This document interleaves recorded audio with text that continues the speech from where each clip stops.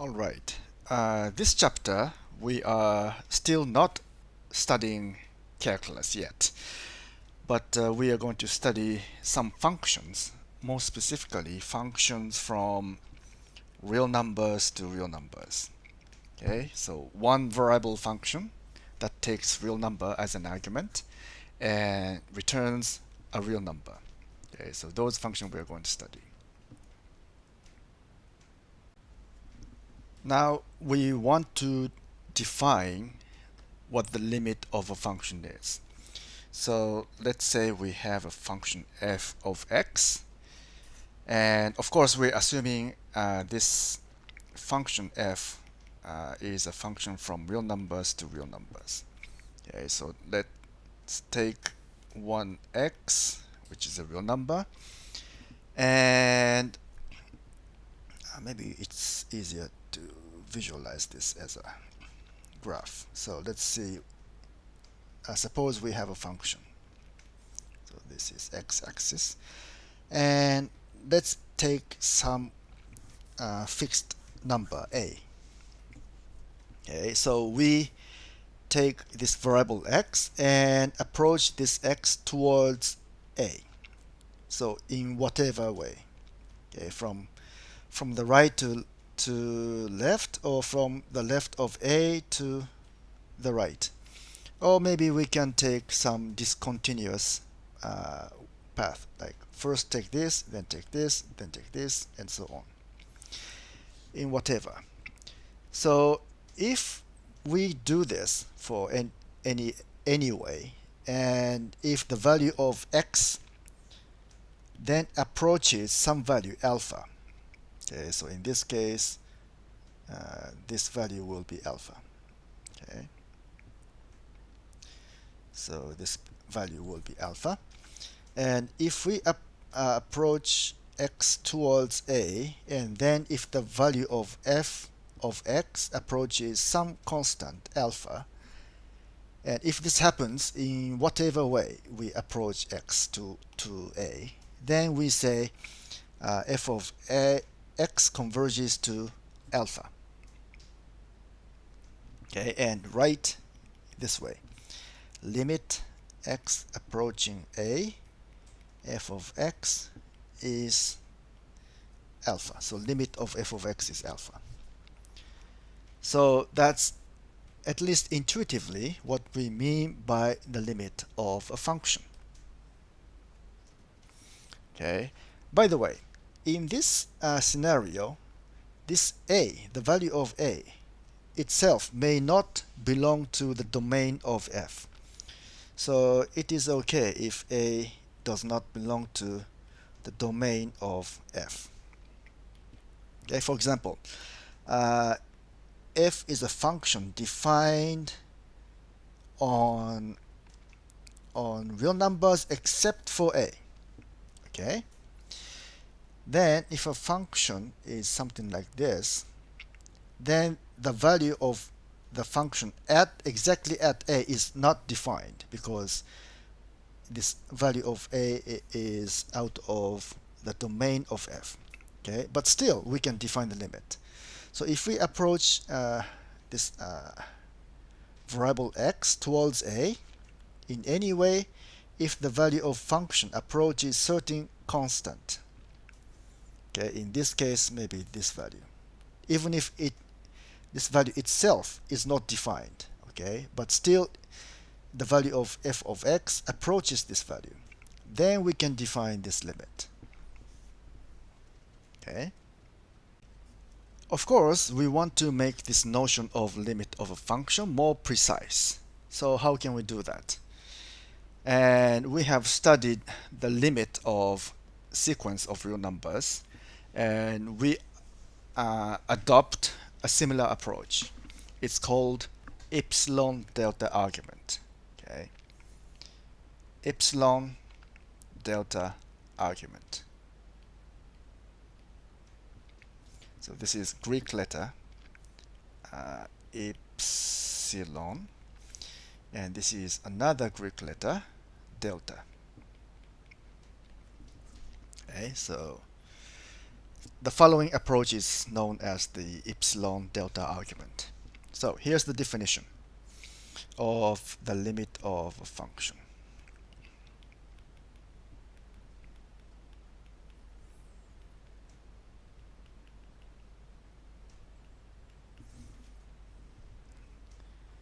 Okay, so we say f of x converges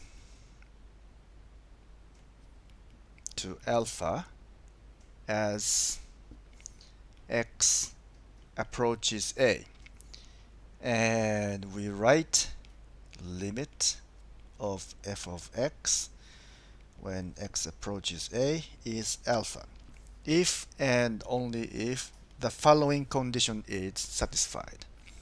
So that is, for any epsilon that is positive and real, there exists a delta which is positive and real, such that for all x in the domain of f, if x minus a modulus is greater than 0 and less than delta, then f of x minus alpha modulus is less than epsilon. Okay, so if this condition is met, then we say the limit of f of x is alpha as x approaches a. Okay, so here's the formal definition. And next, we consider what this means exactly.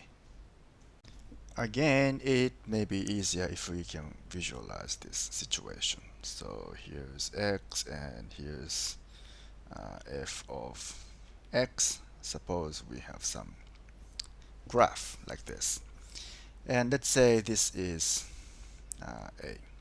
Okay, so, and this is alpha. Okay, alpha. So let's enlarge this part. So let's pick any epsilon. So let's see. Okay. Let's use red. Let's say this is epsilon. Okay.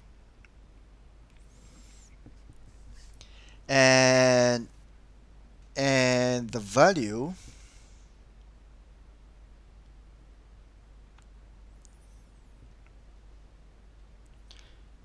of this function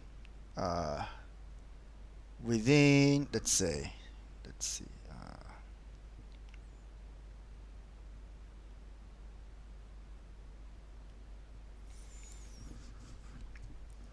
okay, if x is very far from a, for example here, then the value of f of x is this.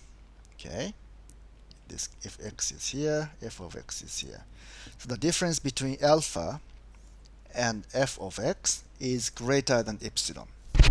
Okay, however, if we approach make this x closer to a to some extent, then f of x becomes here. Okay, then the difference between this value and alpha is smaller. Okay, and in fact this difference, okay, let's see, this difference is less than epsilon. Okay, so less than epsilon. So how close do we have to get to a? So that is this value of delta. Okay, so in this case, if you look at this graph, you can see that if we approach to a,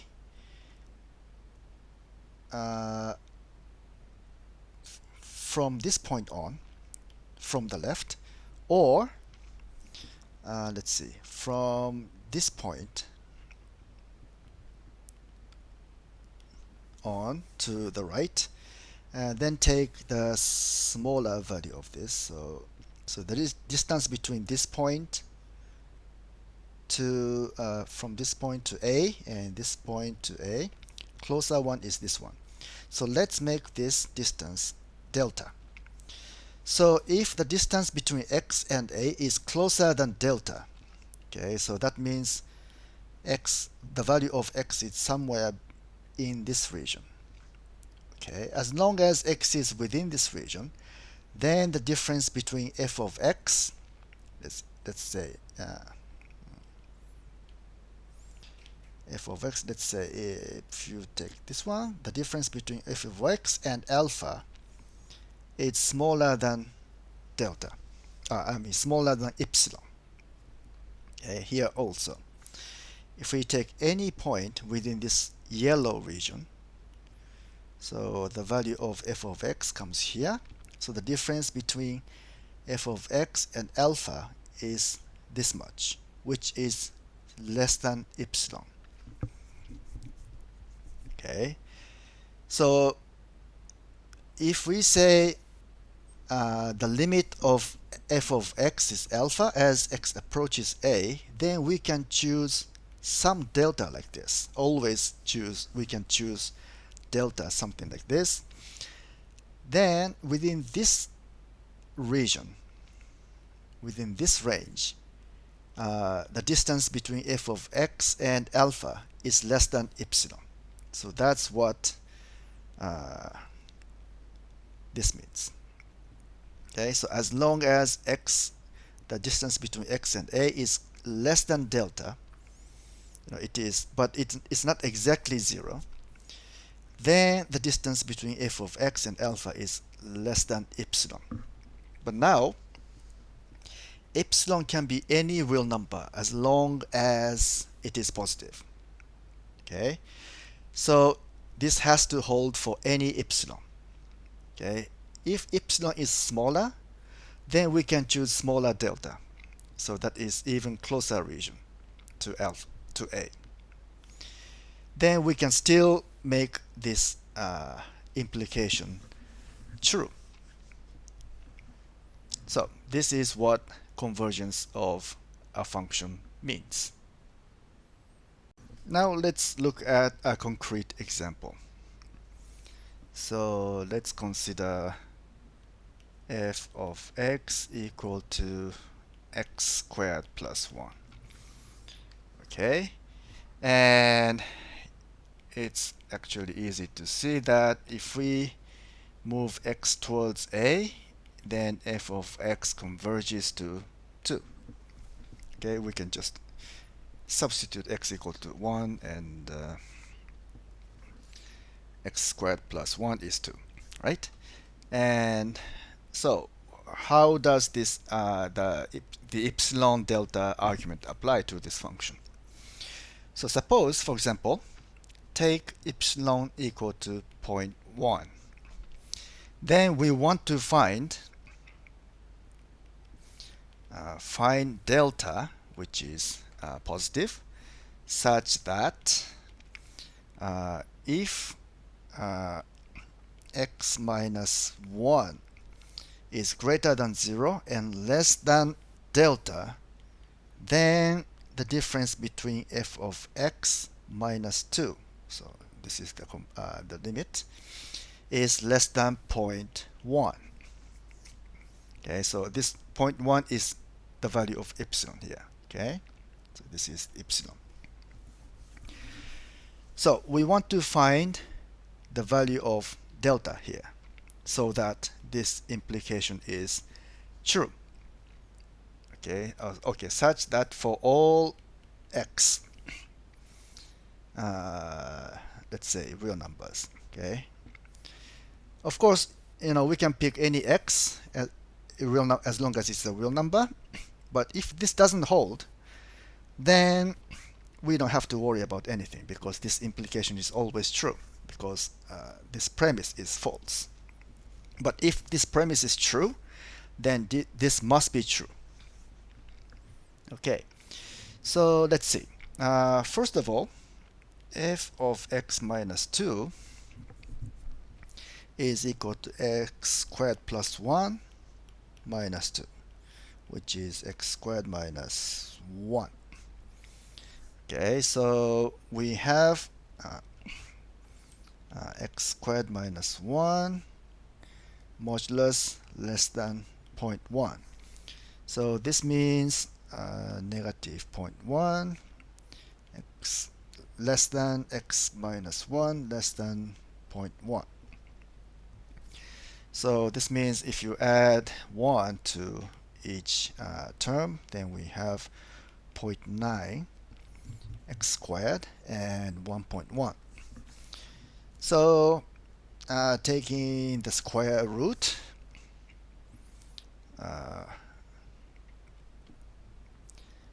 of course x should be positive because we are approaching 1, so it's a positive value.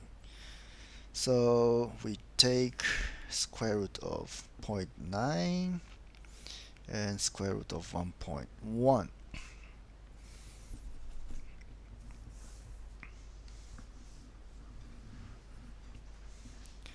Okay, and let's see.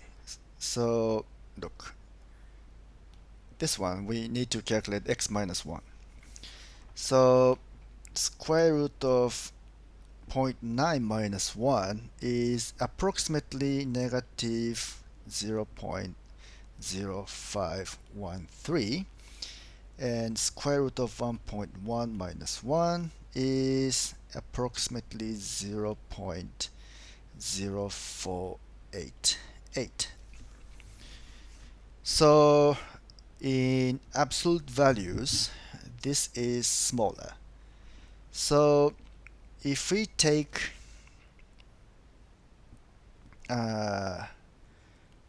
this value as delta, then this means if x minus 1 is less than delta, which is about 0.0488.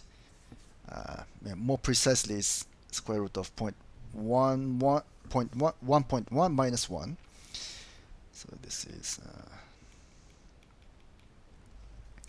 and if this is true, obviously this is positive, then we can say from this argument f of x minus 2 is less than 0.1, right? So this is it. And let's see more example.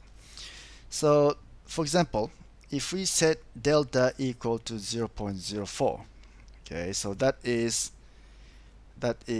a smaller value than this one. Okay, it's slightly less than this. So of course, if this is true, if delta is this, then if x minus 1 is less than 0.04, then of course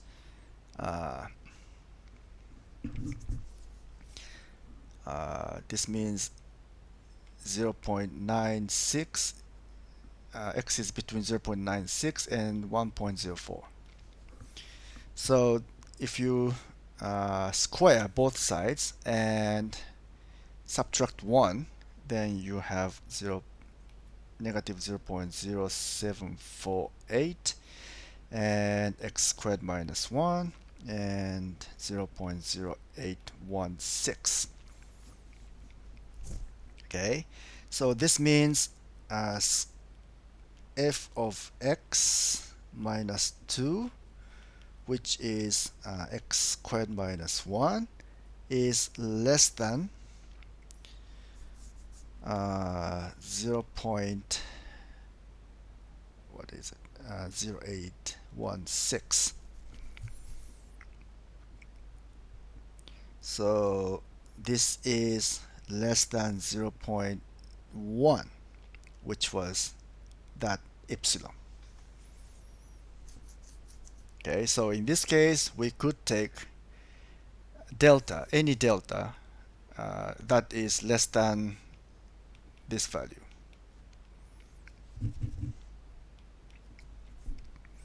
So as long as delta is less than this value, then we can always satisfy this inequality for epsilon equal to 0.1. And of course, if we take epsilon as smaller value, then we have to choose even smaller value for delta. Okay, let's see another example. So in this case, we want to show limit of 2x, so this is a linear function, as x approaches 1 is 2. So we want to show this by using the epsilon delta argument. Okay, so let epsilon be any positive real number.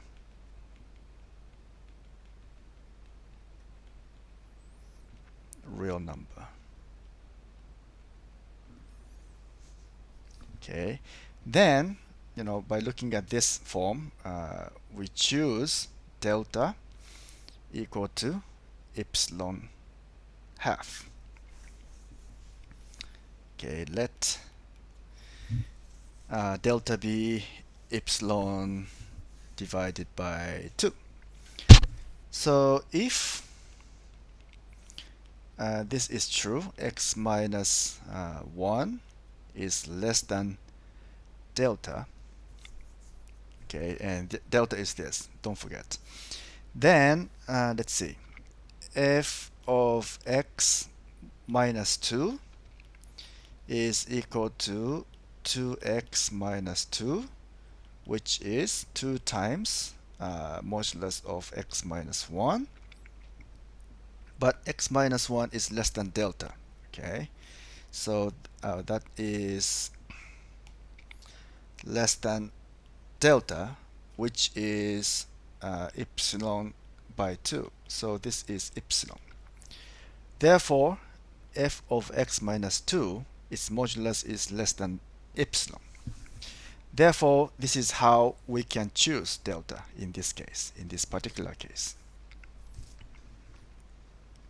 Okay. Therefore, this limit is true. Next, we prove a theorem that is somewhat analogous to the one we proved for sequences. Okay, so let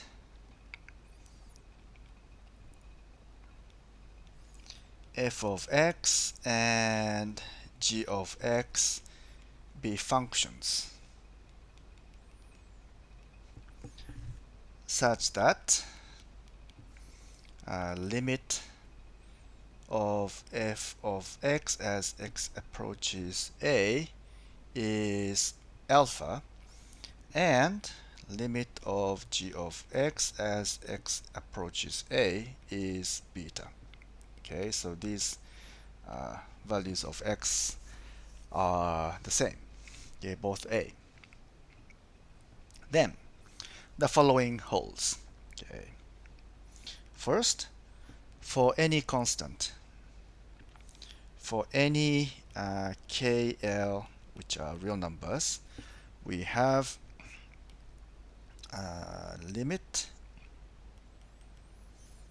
x as x approaches a, k times f of x plus L times g of x. This limit is equal to k alpha plus L beta. So this shows the procedure of taking the limit is a linear operation. Okay, just like it was the case for the limit for sequences. Okay. Second, the limit of product of two functions is the product of limits. Okay, so this should be interpreted like this. And 3, if beta is non-zero, then we have the limit of f of x over g of x as x approaches a is alpha over beta. So this is also like the case for the sequences. Now let's prove this. Okay. First, the linearity of limit procedure.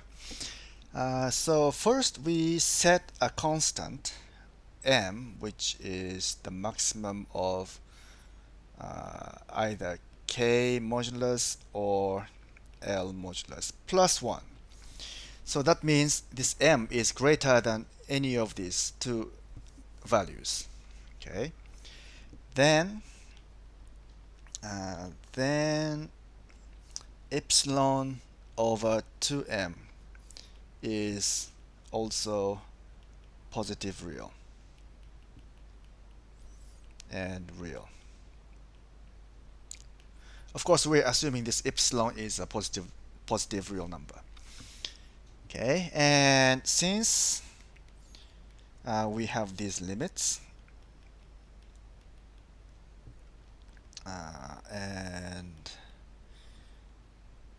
okay, first consider this one. Since the limit of f of x is alpha as x approaches a, there exists some delta 1, which is a positive real number, such that if for any x in the domain of f, if let's see, if x minus a is less than delta 1, then f of x minus alpha is less than epsilon over 2m. You know, here we usually use epsilon for this, but of course it can be any positive real number, so we could use epsilon over 2m, no problem. Okay, and similarly for g of x, since we have since limit of g of x is beta, there exists some let's call it delta 2 positive real number, such that for all x which are in the domain of g,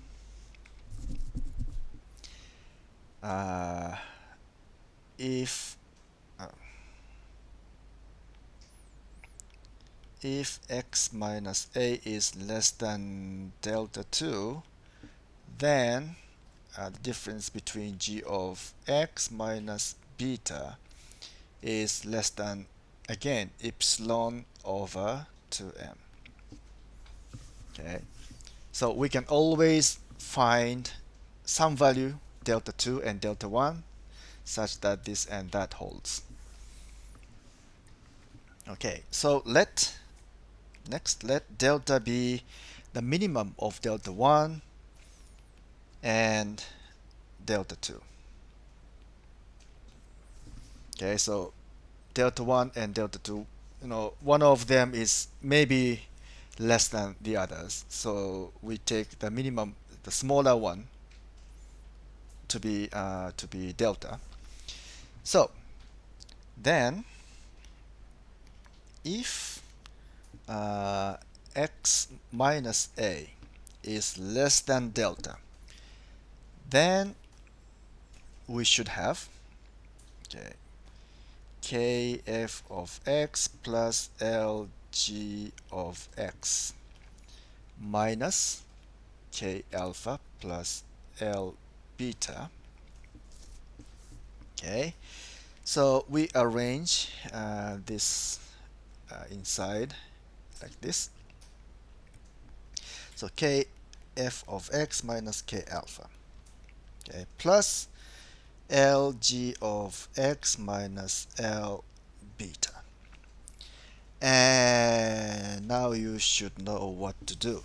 We apply the triangle inequality, right? So this is less than or equal to k f of x minus k alpha plus L g of x minus L beta. And of course we can factorize this k out and L out. So that is k, so absolute value of k times f of x minus alpha. And absolute value of L times the absolute value of g of x minus beta. Okay, now by the definition of m, okay, let's see, here's how we define m. Okay, so m is greater than either k or L. Okay, so this means, okay, this k is less than m, and also this f of x minus alpha, that is by the choice of delta here, so that is less than epsilon over 2m. And the same applies here. L is less than m, and g of x minus beta is less than epsilon over 2m. So this m cancel out, and we have, so epsilon half plus epsilon half, so that is epsilon. Nice, isn't it? So after all, this thing is less than epsilon, where this epsilon is any positive real number. Therefore, the limit of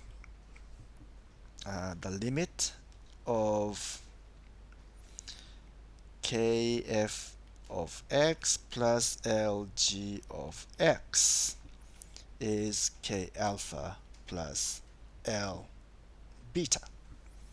So that's the proof of part 1. Okay, next proof, the part 2. So first of all,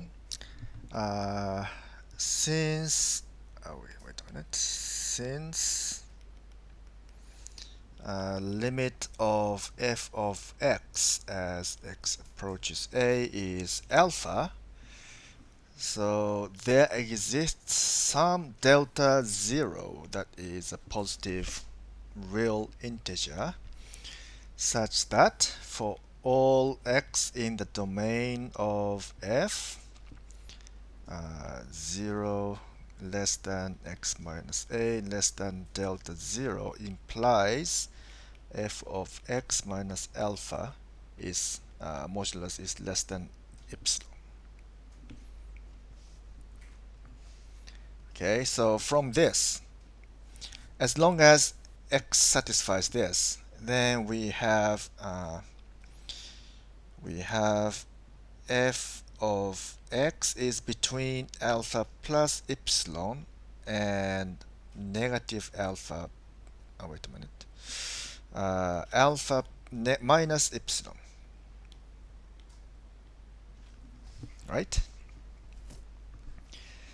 So that means this implies the absolute value of f of x is less than or equal to the maximum of the absolute values of these two. So alpha plus epsilon or alpha minus epsilon. Okay.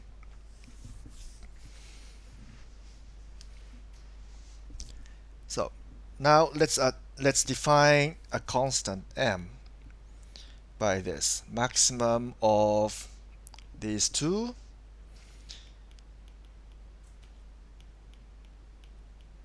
and absolute value of beta.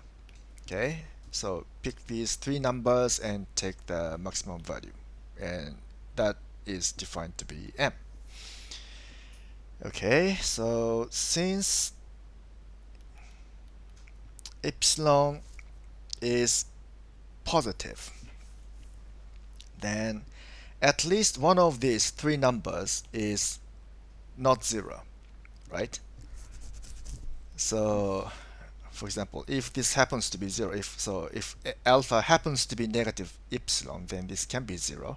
But if that's the case, then this cannot be 0, and vice versa, and so on. So anyway, so this means since this implies m is a positive number. Okay, now, so that's first step. And second step,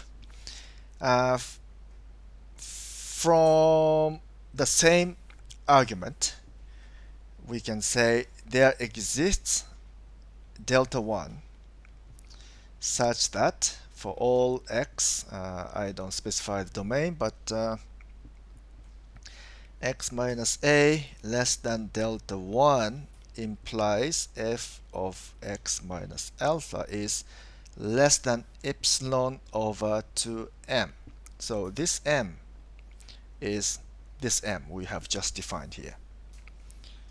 And similarly, there exists delta 2 which is positive, and for all x, x minus a less than delta 2 implies not f this time, is g.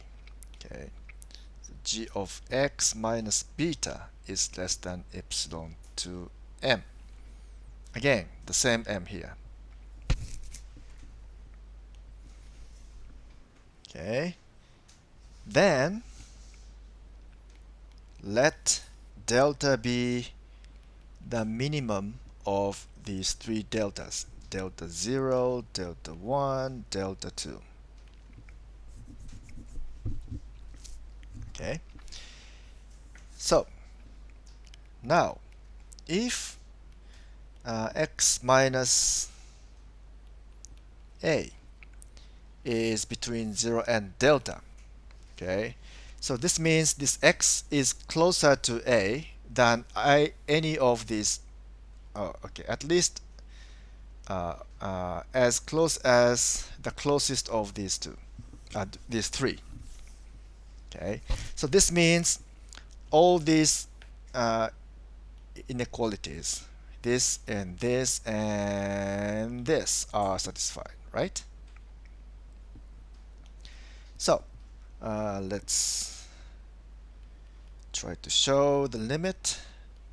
So f of x times g of x minus alpha beta.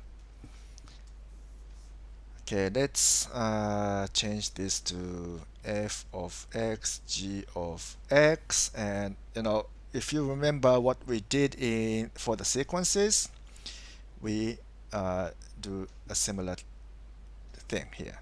So maybe I should change the line. So we subtract f of x times beta and add the same thing here. So alpha beta. Okay, so we subtract and add the same thing. So the effect is 0. But anyway, so we combine these two and combine these two. Okay, so by applying the triangle formula again, we have that is less than or equal to f. So at the same time, we have this f of x beta plus wait a minute, f of x beta minus alpha beta. And of course we factorize this out and this out, and then we have f of x times g of x minus beta and f of x minus alpha times absolute value of beta. Now this absolute value of f is, look at this. So this is less than m. Okay, so less than or equal to m. So we have, wait a minute, actually this is strictly less than. Okay, so this is less than or equal to m. So this f of x, absolute value. But this one is less than, strictly less than epsilon over 2m. And this part is strictly less than epsilon over 2m. And beta is less than or equal to m because of the definition of m. So it includes beta here, right? So if the beta is the maximum of all these three quantities, then m is equal to beta. Otherwise, beta is less than that.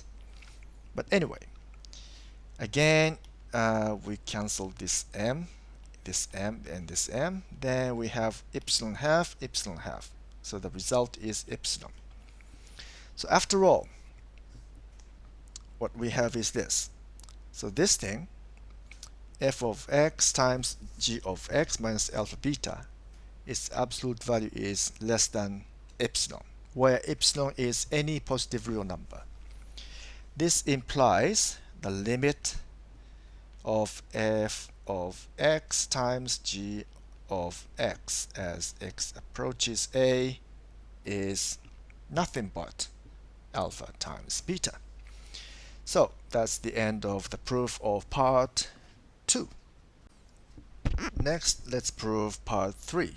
In case you forgot what part 3 is, this is it.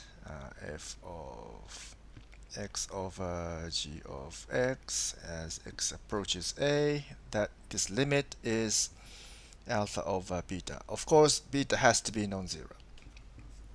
Okay, so let's prove this. Actually, all we need to prove is this. Limit of 1 over g of x as x approaches a is 1 over beta. Okay, if we can prove this, then f over g is just f times 1 over g. So this reduces to part 2. So we are going to prove this one here. Okay. First of all, since limit of g of x is beta when x goes to a, then we can find there is some delta 0 positive real such that okay,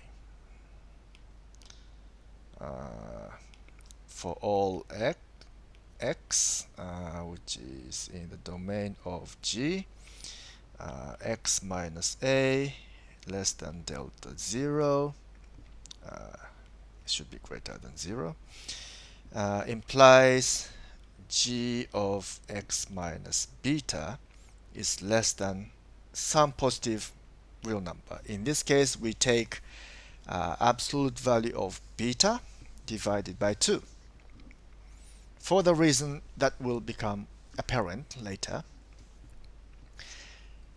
Anyway, from the triangle inequality, we have this relation. Okay, so absolute value of g minus beta. So we take the absolute value of everything here is less than or equal to absolute value of g of x minus beta. Okay, so this is the triangle inequality. Usually we don't put modulus here, but even if we put modulus, this is still true. But anyway, so if x is satisfying this inequality, then this left-hand side, right-hand side is less than beta modulus over 2. Okay, now from here the left-hand side and the right hand side, we have, let's see, the following. So we have okay, minus beta over 2 less than g of x minus beta modulus less than beta over 2. Okay, but we don't need this part. Okay, so move this beta to this side, then we have beta minus beta over 2. So that is g of x modulus is greater than beta modulus over 2. Okay, which is of course greater than 0 because beta is non-zero. Okay, beta is not 0, so this must be positive. Okay, so therefore, if we take the reciprocal of these sides, so we have 1 over g of x modulus is less than 2 over modulus of beta. Okay, so let's remember this for later reference. Then, again, we can find delta 1, which is positive real, such that I just, don't write everything here, but we assume x is in the domain of g, and if x minus a modulus is less than delta 1, then g of x minus beta is less than beta modulus squared epsilon over 2. Okay, again, we usually use epsilon for this right hand side, but it can be any positive real number, so we can use this just as well. Okay, now let delta equal to the minimum of delta 0 and delta 1. Okay, so we have found two deltas here, delta 1 and delta 0. Okay, so if we choose the minimum of these delta 0 and delta 1 as delta, so this means if x minus a is less than delta, then we should have 1 over g of x minus 1 over beta, which is this g of x beta and beta minus g of x, and that is equal to g of x minus beta and g of x and beta. Okay, now since delta is minimum of this, we have both this inequality and this inequality. Okay, by the way, this was derived from here, so here, remember? So we can use this and this. So this numerator is less than this value. Okay, so it's less than beta squared epsilon, and 1 over modulus of g of x is less than 2 over beta modulus. So that's 2 over beta modulus, and we have beta here again. So beta squared will cancel this, and wait a minute. Okay, so 2 is here, so we should have 2, and 2 will cancel. So after all, this is epsilon. So that means for any epsilon which is positive and real, this difference is less than that epsilon. So this means the limit of 1 over g of x is 1 over beta, as we wanted to prove.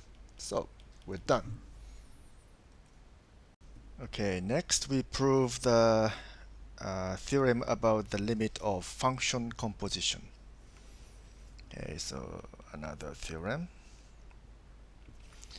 Let f and g be functions such that f of x and g of x, they are functions from real to real such that limit of f of x as x approaches a is b, and the limit of g of x as x approaches b is alpha.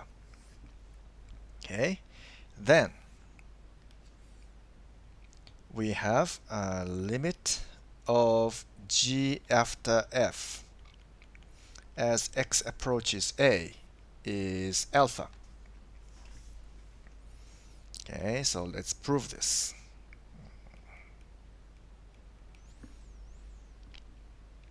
Okay, first of all, let epsilon be any positive real number.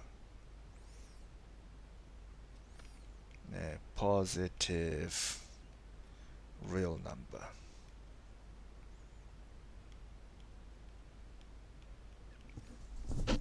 Then there exists some delta 1 such that for all x in the domain of G, if x minus b is less than delta 1, so this implies g of x minus b is less than epsilon. Oh, sorry, it's not b, it should be alpha. Alpha. Okay. Now, for this delta 1, there exists delta positive for all x in the domain of f. We have if x minus a is less than delta, then f of x minus a is less than delta 1. So this delta 1 is this delta 1. Okay, the same thing. Okay. Usually we use epsilon here, but this can be any positive real number. So in this case, we choose delta 1. Okay, but whatever this value is, we can always find some delta such that this holds. Okay, because by the given condition, f of x converges to b. Oh, wait a minute. Sorry, this is not a. It's a mess. It should be b. Yeah. So f of x converges to b. So this should hold. Therefore, this means if x minus a is less than delta, then it should be the case that so f of x minus b is less than delta 1. So this f of x corresponds to this x here.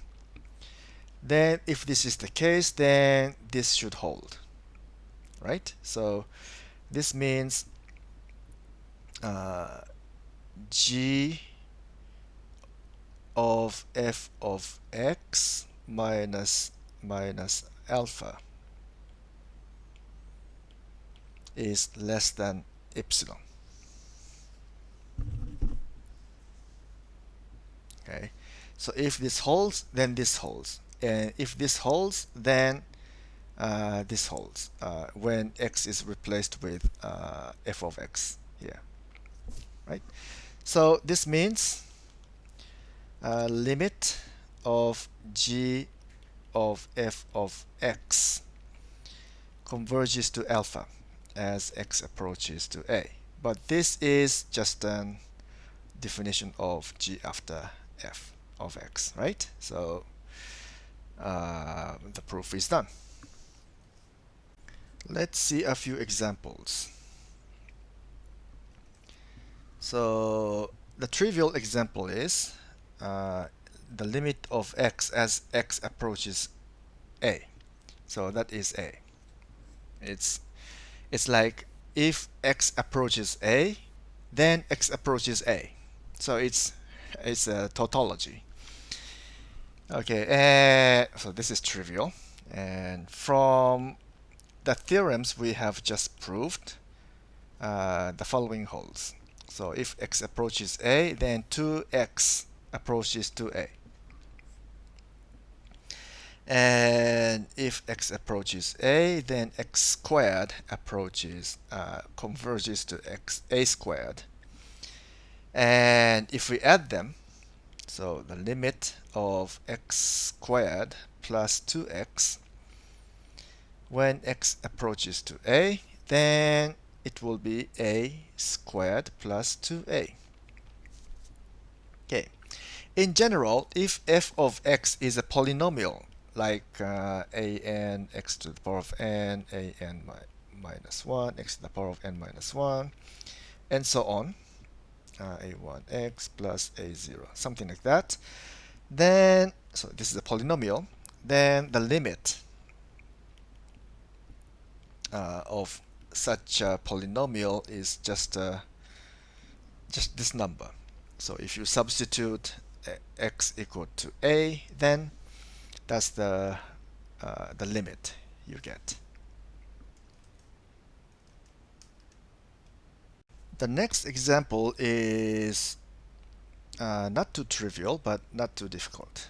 Okay, consider this one. Limit of x cubed minus 1 over x minus 1. And x approaches 1. Okay, if you just move x towards 1, then the denominator will be 0, so it's a division by 0. So it seems like we're in trouble. But if you factorize the numerator, x cubed minus 1 is factorized as this. X minus 1 times x squared plus x plus 1. So if you substitute, then x minus 1 will cancel. So this is equal to limit x squared plus x plus 1. So this will be 1, 1, 1, and the result is 3. Okay, now you have some idea about convergence of a function. Now let us define the divergence of a function.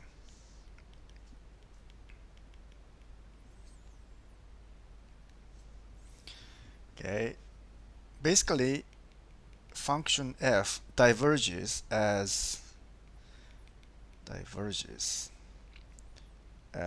x tends to a if f does not converge. If and only if f does not converge.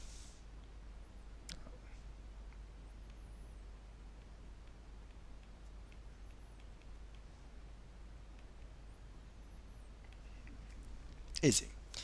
And also, in particular, if f increases indefinitely, then we say that f of x diverges to positive infinity. Okay. So, and we write f of x limit is infinity, positive infinity. Okay, and if the value of f of x decreases indefinitely to large negative values, then we say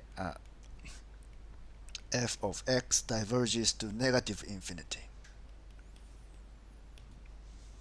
Okay, and you should think about how to define these things more formally using something similar to the epsilon delta argument. Let's see an example.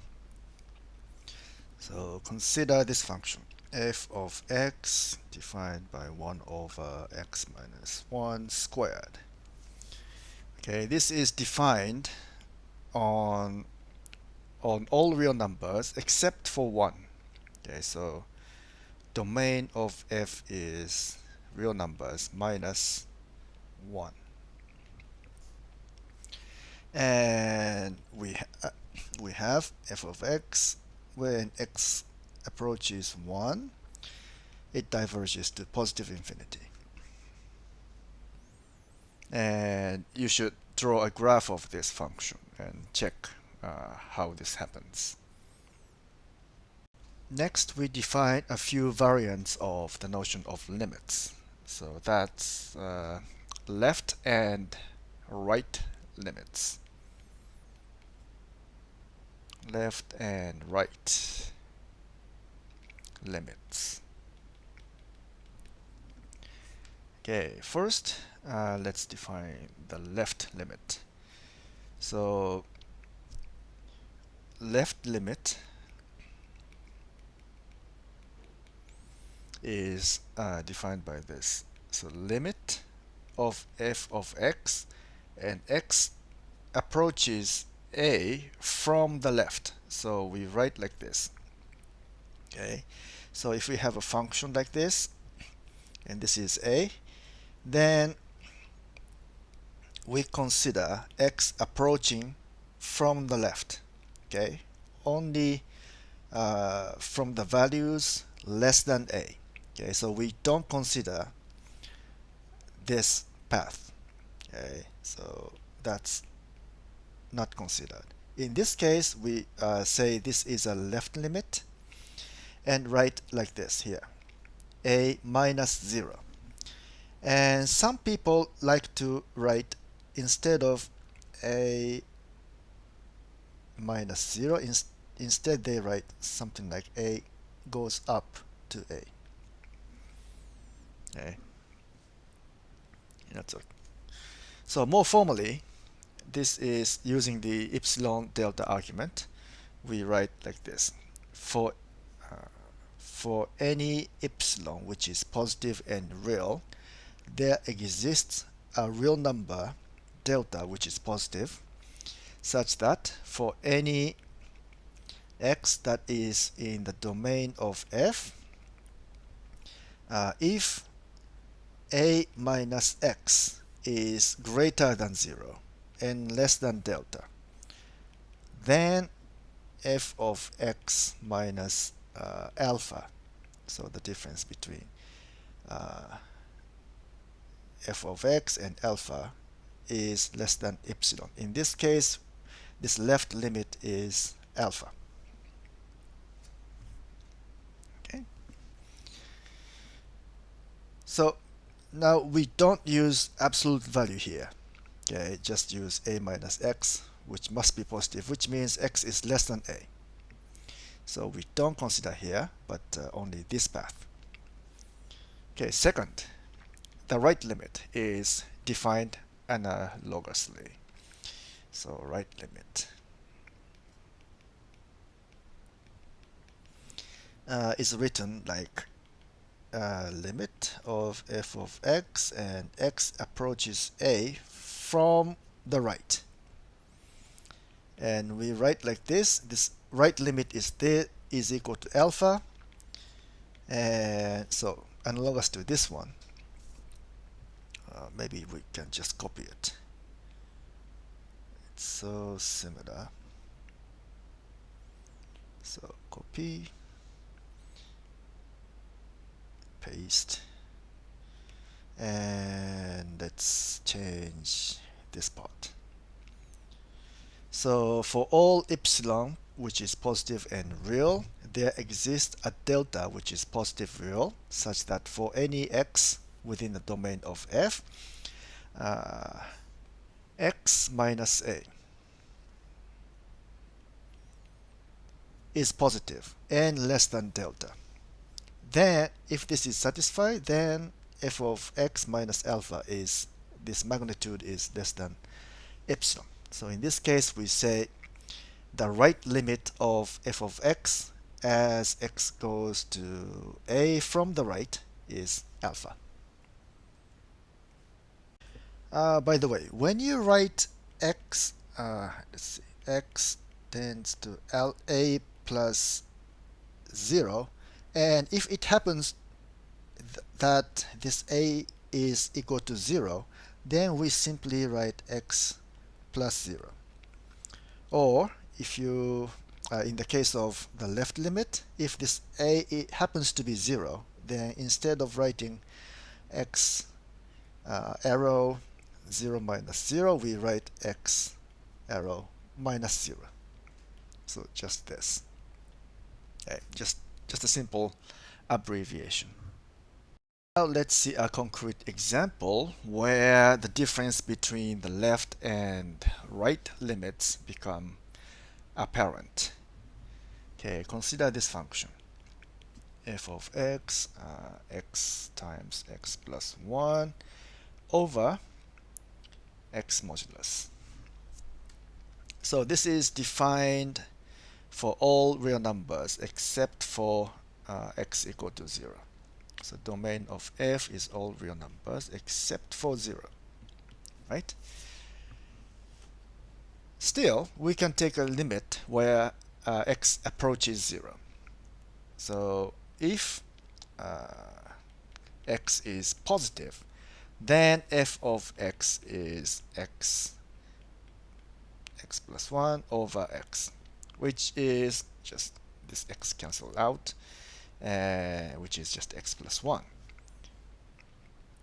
So this means the limit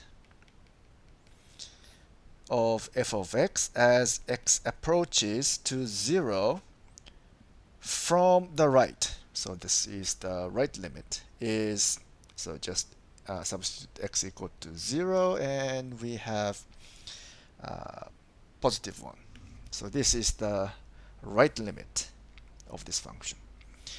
Now, if x is negative, then f of x is x plus 1, and negative x. So that's negative x minus 1. Therefore, the left limit, so as x approaches to 0 from the left, then this becomes negative 1. Okay, so the values of the right and left limits, they are different. So in this sense, this function does not have the limit in the ordinary sense. It has only the left limit and the right limit, which are different. Here is another little simpler example. So consider f of x is 1 over x. And this is defined on all real numbers except for 0. But we can still take the limit for x going to 0. So here, the limit of f of x when x approaches to 0 from the right, so right limit, is positive infinity. And the left limit, where x approaches to 0 from the left, it's negative infinity. So in this case, both diverges, but to different values. I mean, infinities are not values exactly, but they diverge to different things. Okay, next we define limits at plus minus infinity. Okay. limits at plus minus infinity.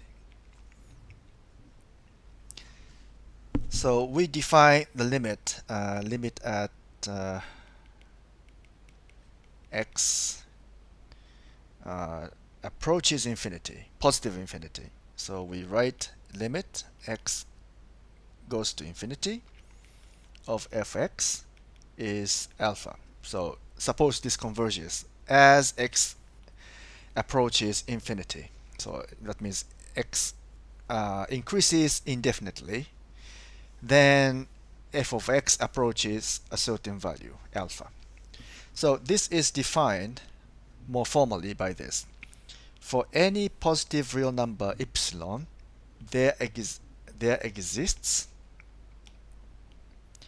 a positive real number delta such that for all x in the domain of f of x, if uh, if x is greater than delta, then f of x minus alpha, its modulus is less than epsilon. Okay, in this case, notice this one. So this part is different from the previous definition of limits. Okay, previously it was like so x approaches a. In this case, delta is greater than this difference. But in this case, x is greater than delta, which is a positive real number. Okay, so usually this delta should be a large positive number. Okay, so if we consider a graph, for example, if this function approaches a certain value as x tends to infinity, so like this, alpha. So if we choose any epsilon, and then we can find some delta above which the difference between the value of this function and this alpha becomes this difference becomes less than epsilon. Okay, that's what it means for this function to converge to alpha as x approaches infinity. Okay, and similarly, we can define the limit at negative infinity. So that's very similar. So that's we write like this: x approaches negative infinity, then f of x approaches a certain value, alpha. And I hope you can guess a formal definition just like this. So it's actually this. For all epsilon, which is positive and real, there exists a positive delta such that for all x in the domain of f, if x is less than negative delta, so we said delta is a positive number, so if x is less than negative delta, that means x is negative, then the difference between f of x and alpha is less than epsilon. So here, this is the definition of limits at positive or negative infinity. Okay, next let us prove a little theorem that involves right or left limits. So let f of x be a function that is defined on an open interval, okay, from a to b, not including a or b, such that its limit, its right limit, when x approaches a from the right is alpha.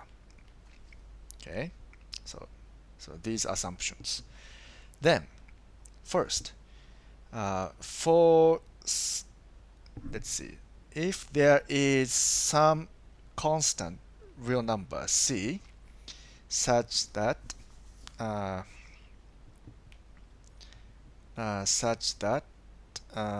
if such that for all x, let's call this interval I, all x in the domain of this function, f of x is greater than or equal to c. Okay, then alpha, this the limit is greater than or equal to c. Okay, and second, if there is a real number such that for all x in the interval, f of x is less than that real number, then the limit alpha is also less than that d constant. Okay, so this means basically if f of x is bounded below, then the limit is also that above that lower bound. Okay, so this c is a lower bound of f of x. And the second says if this function f is bounded above, so this d is a upper bound, then the limit of f of x alpha is also below that upper bound. Okay, the limit doesn't go above the upper bound of f of x. So let's prove this theorem. I'll prove that just first part. The second part is very similar, so you should try yourself. And we prove by contradiction. So suppose, okay, proof. Suppose, so we prove by contradiction. So suppose the opposite of this. Alpha is less than c. So this alpha is the limit, the right limit of f of x as x tends to a from the right. Okay.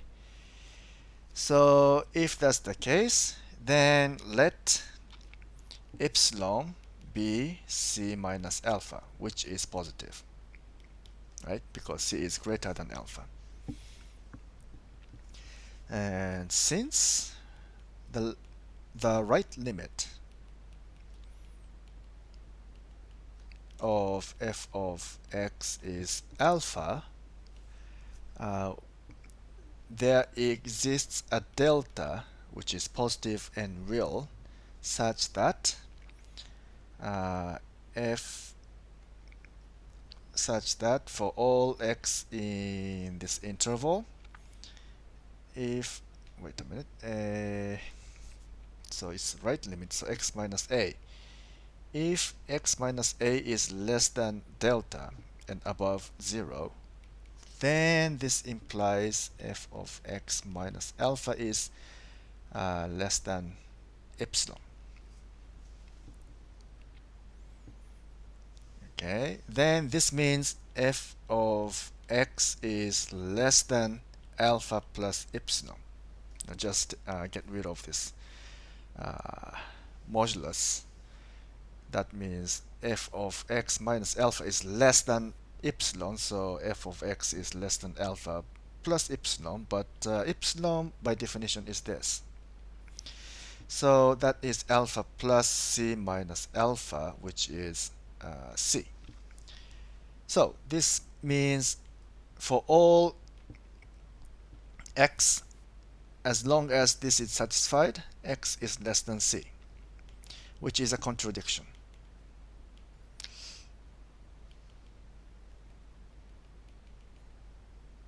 You know, our assumption was that x is always greater than or equal to c. So this cannot happen. So it's a contradiction, and the proof is complete. Next, let us relate the ordinary limits with left and right limits. Okay, here's a theorem. So let's see, f of x be a function defined on some interval which includes the point a. Okay, so f of x is defined at a. Okay. Then first, if limit of f of x is alpha as x approaches a, then the left and right limits also exist, and the limits are the same. So x approaches a from the left and is equal to it, the corresponding, so this is left limit and right limit, and they are both equal to alpha. Okay, so if the limit exists, then the both left and right limits are also alpha. Okay, and actually the converse is also true. If both left and right limits exist and they are equal, so and 0 is equal to the right limit and they're equal to alpha, then the limit exists and that value of the limit is the same alpha. Okay, and these are easy to prove based on carefully examining the definitions of left and right limit and the ordinary limit. So I leave it as an exercise. Next, as an application of limits at infinity, let us prove the following theorem. This is actually another way to define Napier's constant. So okay, this is Napier's constant, is equal to limit x approaches 0, 1 plus x to the power of 1 over x, which is also equal to x to infinity and 1 plus 1 over x to the power of x, and also x to negative infinity and 1 plus x power of x. Okay, previously we proved a similar formula for this e, but in that case we considered only something similar to this one, but at that time x was not real numbers. Okay, it was natural number, but now this x is real number. And actually all these three cases says the same thing, and the first and the third cases can be reduced into the second case. So we prove only the second case. Okay, you should study how this can be converted into this and this into this. Okay, so let's prove this second one. And also we assume we already know this limit exists, and that is e. Okay, this one we have proved previously. N is a natural number. Okay, here x is a real number. Okay, anyway, so let's prove this. First, we are taking the limit x going to infinity, so it is okay to assume that x is greater than 1, greater than or equal to 1. Okay, so let's assume, suppose. And then there exists, so pick any x greater than or equal to 1, then there exists some natural number. There exists a natural number such that n is less than or equal to x, and which is less than n plus 1. Okay, there is always a natural number satisfying this. Okay, so taking the reciprocals of these things, we have this 1 over n plus 1 is less than 1 over x, which is less than or equal to 1 over n. Then we add 1 to everything. Okay, and of course the smallest of these three is already greater than 1. Okay, because we're adding 1 here, and this is positive. So everything here, these three terms, they are all greater than 1. So that means if we take the power of these terms to power of n, we have 1 plus 1 n plus 1 to the power of n is less than x and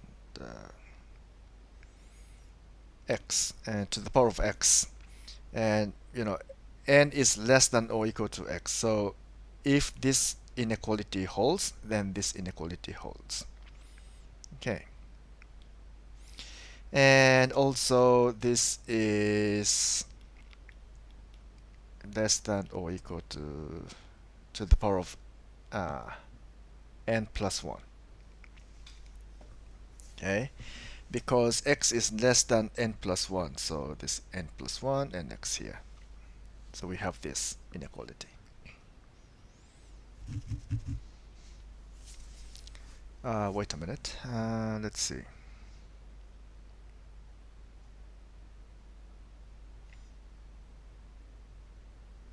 No, I think this should be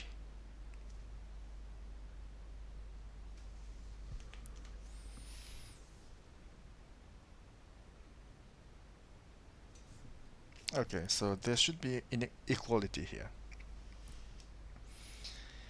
Okay. Anyway, so let's see. And if this was n plus 1, then if we take n to infinity, this will converge to e, but it's not n plus 1, so we need a little trick. So let's take a limit of this. And so to make this n into n plus 1, we multiply by n 1 plus 1 over n plus 1, so n plus 1, and divide by it by the same factor. So it's the same thing. But here, the limit of a ratio is the limits of ratios, the ratio of limits, right? So we have proved a theorem for this. So this is equal to limit of the numerator and the limit of the denominator. Okay, and this numerator converges to e. We know this from the result of the previous chapter. And the limit of this new denominator is 1, because this just converges to 0 and 1 remains. So this is e over 1, that's e. And we can take the limit of this rightmost side and limit of this 1 plus 1 over n to the power of n, which is this.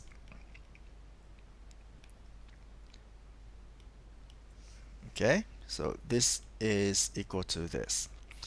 And the limit of a product is the product of limits, right? So this converges to e, this converges to e, and this converges to 1. So this limit is E. So that means if we take the limit where n goes to infinity, this one and this one, okay, this term and this term converge, both converges to, I think it should be equality here, converges to E. Therefore, by the squeeze theorem, uh, by the squeeze theorem,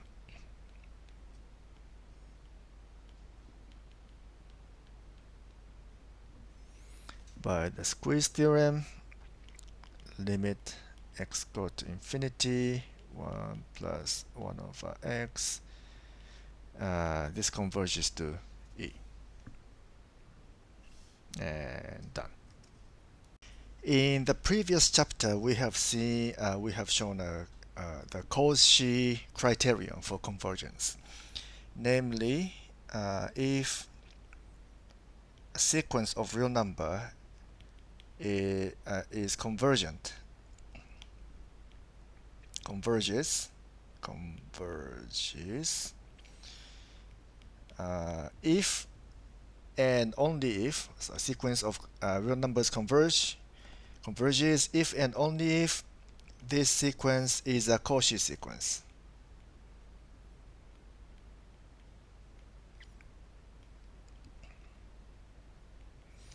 By the way, what was a Cauchy sequence? Roughly speaking, Cauchy sequence is a sequence for which the difference between two terms, let's say an and am, tends to 0 as both m and n go to infinity, right?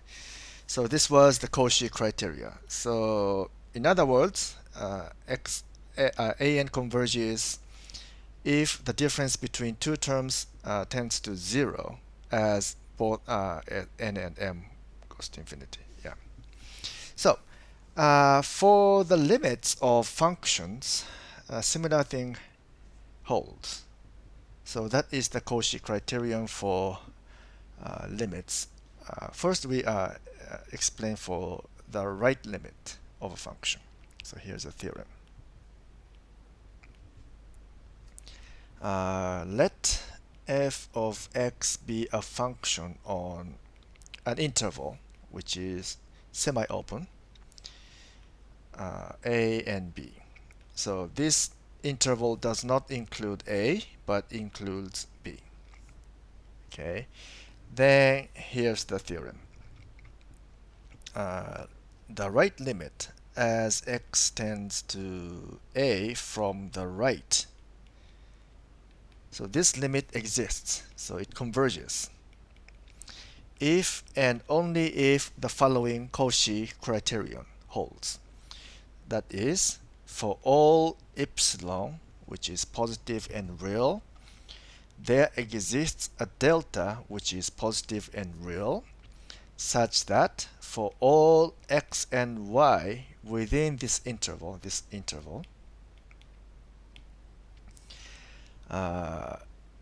if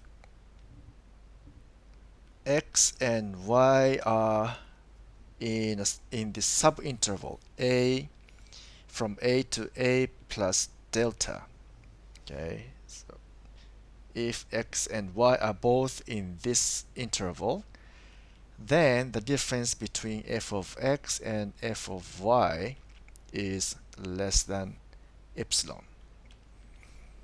Okay, so this is similar to the Cauchy criterion for the sequence, right? So this tends to 0, so it means in this case the difference between f of x and f of y tends to 0.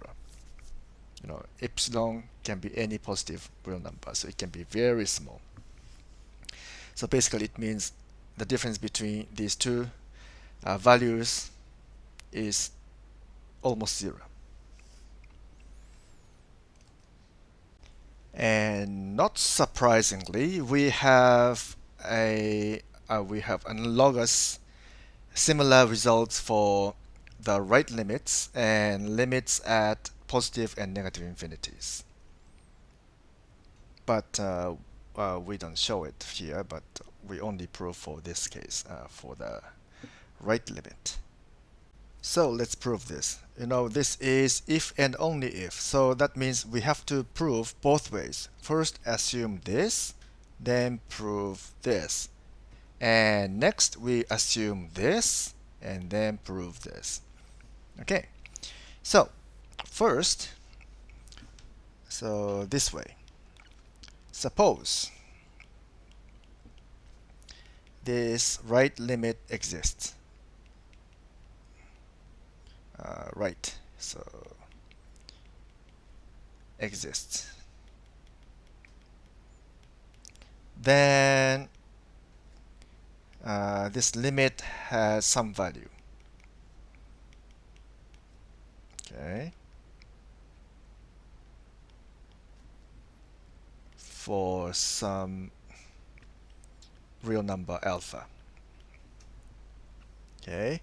And by the definition of the right limit, by definition,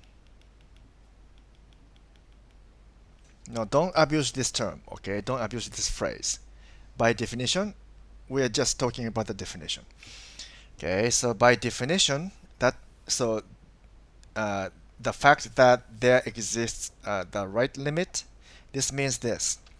For all epsilon which is positive and real, there exists a real positive delta such that for all x within the interval of definition,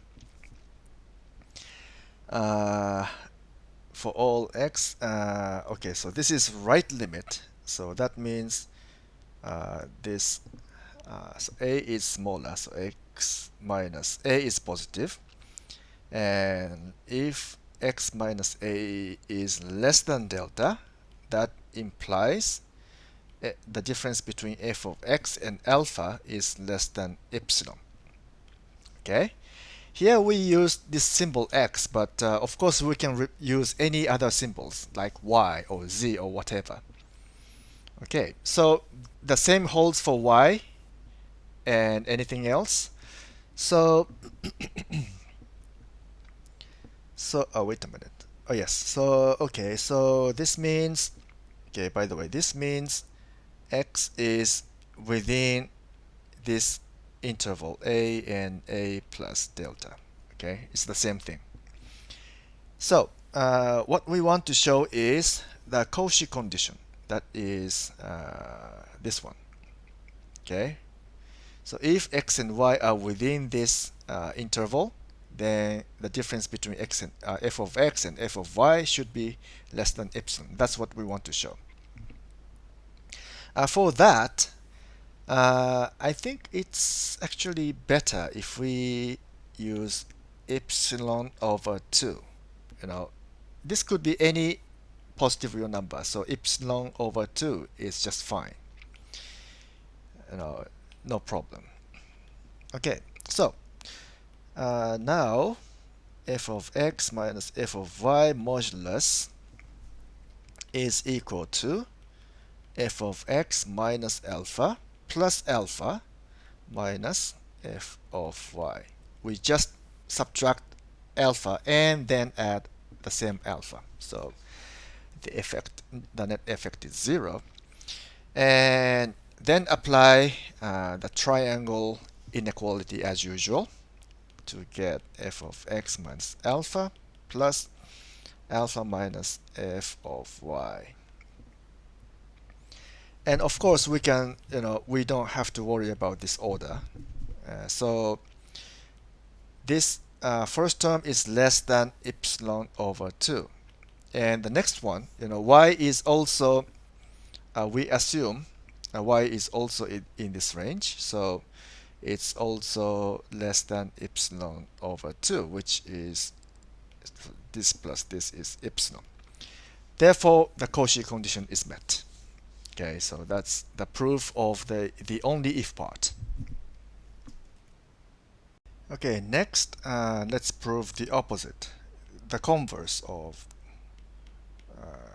the above. Okay, so we assume that the Cauchy condition is satisfied. So that is this. For any positive real epsilon, there exists a delta that is real and positive and real for all x, such that for all x and y which are in this interval, if x and y are in this subinterval, then the difference between f of x and f of y is less than epsilon. Okay, so suppose this is true for this function. Then we want to prove that this right limit exists. So to do this, we do this in two steps. First, let us define a sequence. Okay, define a sequence of real numbers. So as an equal to a plus b minus a over n. Maybe I should write by. Okay, what's this sequence? So, the domain of this function is this. So from a to b, and b is included, a is not included. Okay, so this is semi-open interval. So a1 is a plus b minus a over 1, which is b.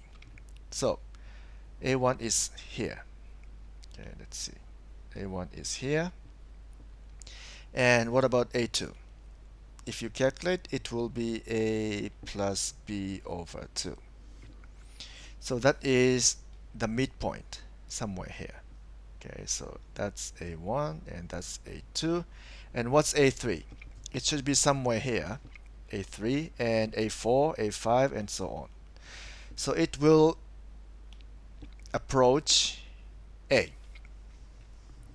Okay, so it will converge to a. In short, so an is a monotone decreasing sequence such that it converges to a as n goes to infinity, right? It's monotone decreasing sequence that converges to a. Okay, so now, okay, for any, let's write, for any positive real number epsilon, we can choose, we can find a delta which is real and positive such that this is less than epsilon, right? As long as well, let's write it again. Okay, that's easier. So if x and y are within a between a and a plus delta, then f of x minus f of y is the difference is less than epsilon. Okay, and by Archimedes principle,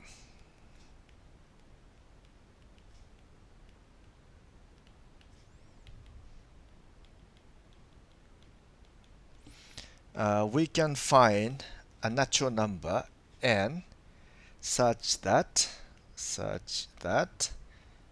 n delta is greater than b minus a. Okay, b minus a is a positive number and delta is a positive number, and we can find some natural number n that satisfies this. Okay, so then for all n, that is, we're assuming this is a natural number that is greater than or equal to this capital N, we have a n minus a is, so we call the definition of a n. That was a plus b minus a over n. So if you subtract a, that is b minus a over n. And because we are assuming this lowercase n is greater than or equal to capital N, so that is so this quantity is less than or equal to b minus a over capital N. But now, if you look at this, this capital N was chosen to satisfy this one. So this means it is less than delta. Okay, so this means an is greater than a and less than a plus delta. Okay, so this sequence A converges to A from the right, and from this inequality, that is an is less than a plus delta. Okay, now because we are assuming the Cauchy condition for all m and n that is greater than or equal to n, we have f of a m minus f of a n is less than epsilon. Okay, because this and this are within this interval. So that means, so if you like, we can define a new sequence Bn by f of an, right? So if we define this sequence, this Bn is Cauchy. It's a Cauchy sequence. So what does it mean? It means this sequence converges to some alpha, which is a real number. Okay, so converges. So means converges. So this Bn converges. Okay, so this Bn is defined by this. So f of an converges, and viewed as a sequence of real numbers. Okay, so this is not a function per se, because this Bn doesn't take all the values f of x can take. It can take only those values where this an specifies. Okay, now next step is to prove the existence of the right limit. So we want to prove, after all, this is equal to alpha, right? So we want to prove this. Okay, so for any epsilon which is positive and real, there exists some delta which is positive and real, such that for all just simplify the notation. For all x and y which are within this subinterval, we have f of x and f of y, the difference is less than epsilon. Okay, so this is given. So this is given. So we can assume this. So, but from this, starting from this, we want to show this. Okay, so let's see. We want to show f of x minus alpha is less than epsilon. Okay, this is what we want to show. Okay, so we haven't shown this yet, but this is our goal.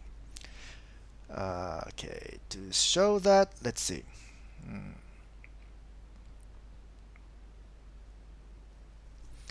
Okay, so because this sequence Bn converges to alpha, as we have seen, so in other words, we can say this. For all epsilon which is positive and real, there exists a natural number n such that for all natural numbers greater than or equal to capital N, the difference between f of an, so this is bn actually, minus alpha is less than epsilon over 2. Okay? Because this viewed as a sequence of real numbers converges, so we can say this. Okay, and again, for a purpose, later purpose, we instead of just epsilon, we write epsilon over 2. Okay, then now calculate this. Somehow we want to use the Cauchy condition or the convergence of this sequence. So this is f of x minus f of an plus f of an. So same thing, subtract and add, and minus alpha. As usual, we use the triangle inequality.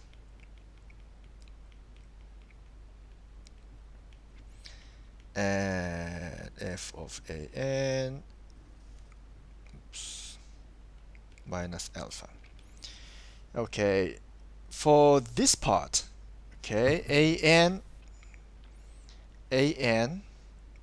of course we are assuming x and, wait a minute, x is within this interval, by the Cauchy condition, and also an, the way we constructed this sequence, this an is also within this interval. Okay, if you look at, wait a minute, where is it? This argument here, this an, if this n is greater than this capital N, then this sequence an is within this interval. So that means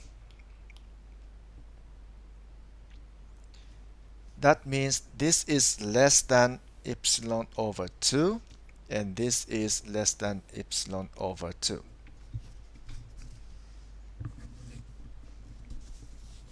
Okay. Now wait a minute. Let's see. I think we should also have 2 here. Okay.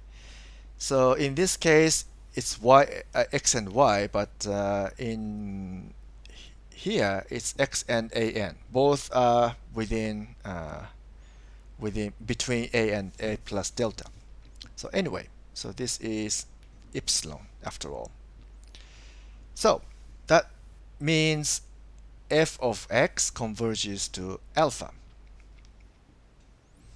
So that was what we wanted to prove. So the right limit of f of x is alpha as x tends to a from the right.